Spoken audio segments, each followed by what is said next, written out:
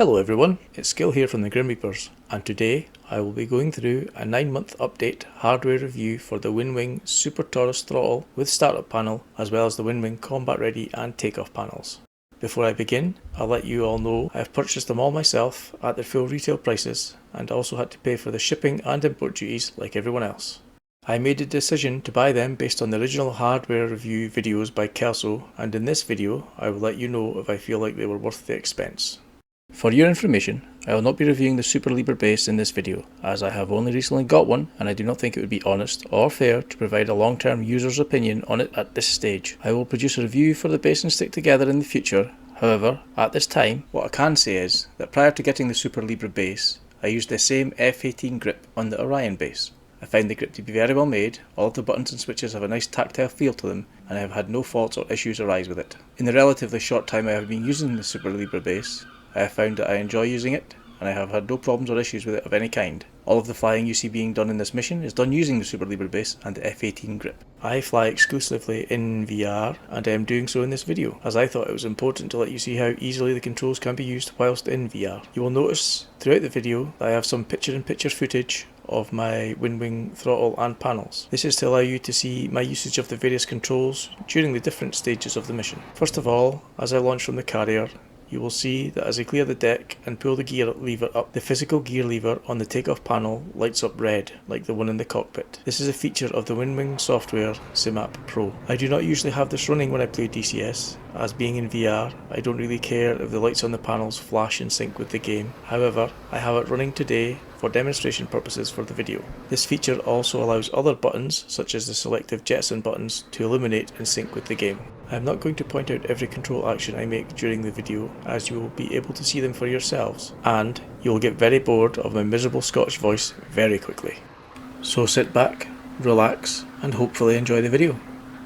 I will chirp in various times during the video with my thoughts on the controls, and I'll provide a conclusion at the end.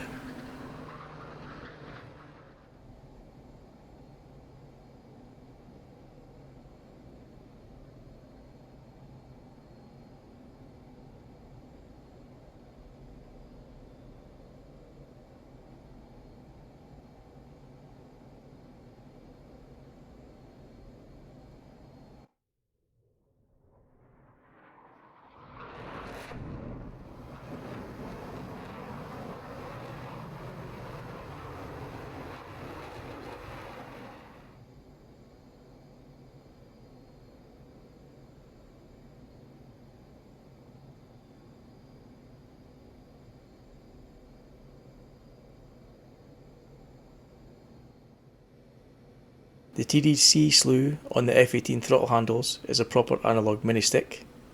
This makes it very precise, and I find it to be much better than that nipple thing found on the Thrustmaster Warthog that I used for many years.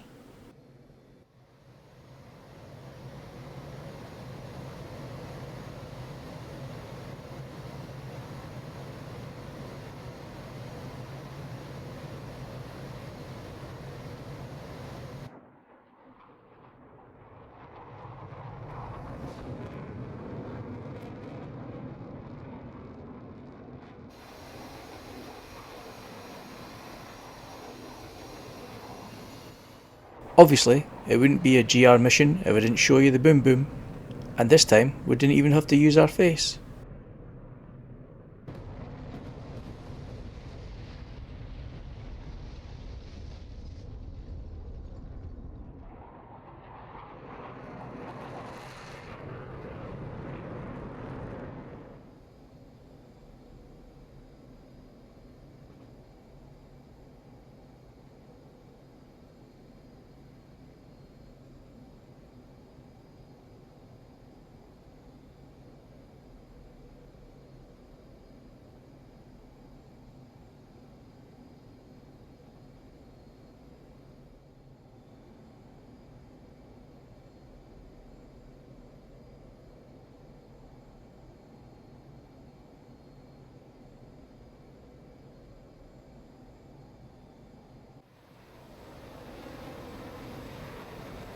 The long range of travel provided by the throttle quadrant means that the throttle control can be extremely precise.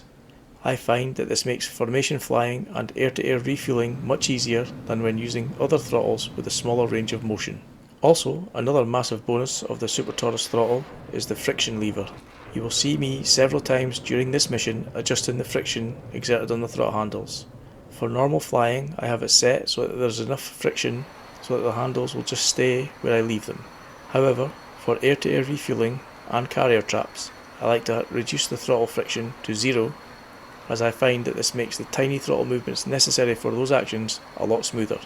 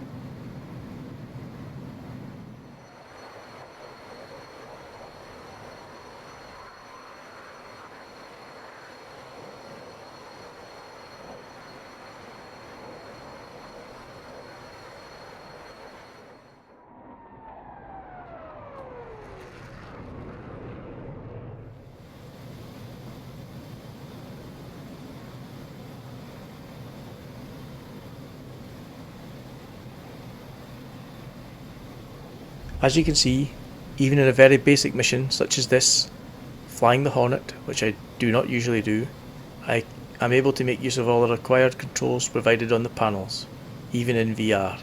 I also make use of the panels and the throttle in almost every other airframe I fly in DCS, and they work excellently with all of them.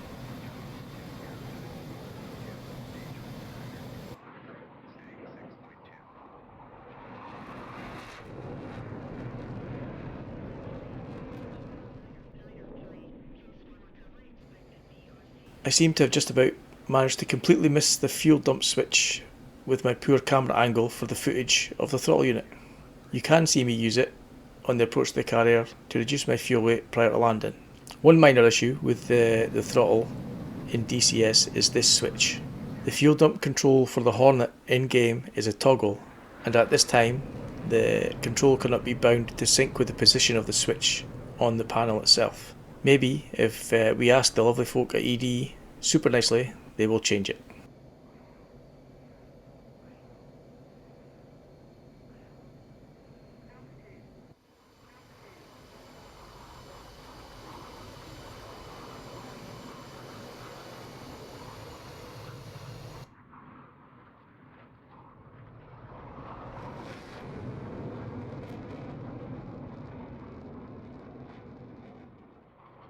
I have found the hardware of the Super Taurus throttle and startup panel, as well as the combat ready and takeoff panels, to be of superb quality, and I have personally not had any faults develop.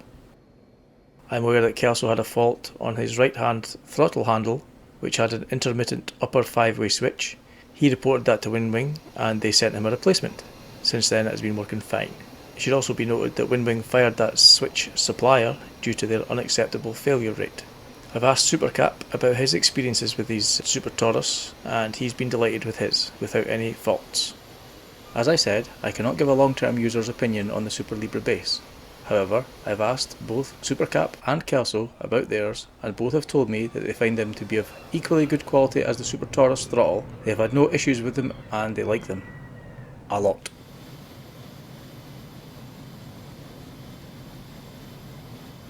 The one thing that I think lets the hardware down is the software, SimApp Pro. As I said, I do not usually have it running when playing the game. However, I do use it from time to time to update firmware and control the panel lighting. I find the software to be prone to crashing, and sometimes during the firmware updates it has frozen, leaving me thinking that it has just bricked my hardware. Fortunately, a restart of the software and only having one Winwing item connected to the PC at a time seems to help with this issue. I have also heard third hand that having SimApp Pro running whilst playing DCS can cause a lower frame rate, although I have not experienced this, possibly as I do not usually have it running. Hopefully, at some point in the future, Winwing will be able to address the issue of the software and get that up to par with the hardware.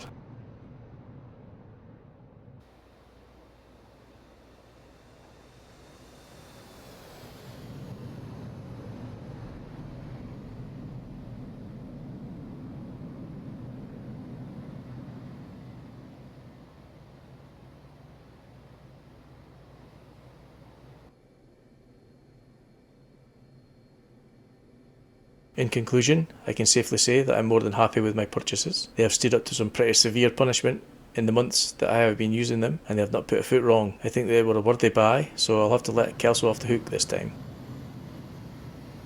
Well, this is Skil. Thank you all for taking the time to watch this review, and I hope you found it useful. I'll catch you later.